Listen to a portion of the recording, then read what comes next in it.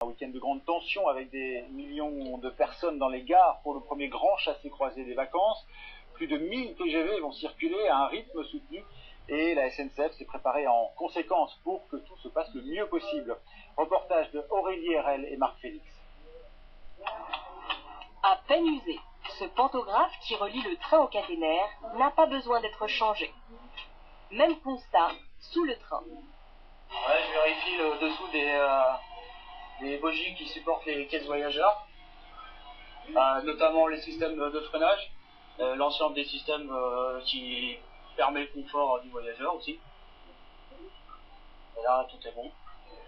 Des vérifications indispensables au bout de 5000 km, l'équivalent de 5 allées Paris-Nice. Pantographe et frein s'usent très vite à cause des frottements. Ce week-end, plus de 100 rames vont être contrôlées dans ce centre de maintenance avant leur départ dans le sud, contre une soixantaine en semaine. Les salariés travaillent à flux tendu, il faut éviter les grosses réparations.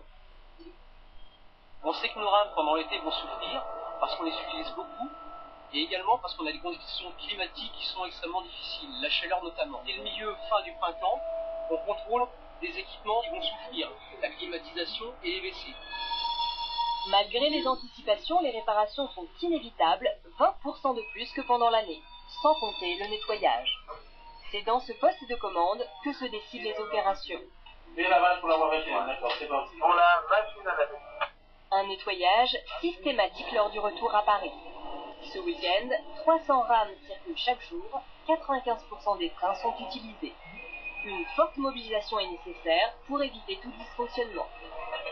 Nous essayons d'anticiper les risques, et en particulier sur la gare de Lyon, il y a en permanence 2 TGV duplex qui sont en réserve au cas où il y aura un incident.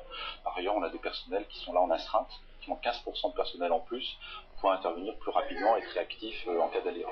Au total, 4000 salariés devront assurer le bon déroulement des départs en vacances vers le sud. Les 125 000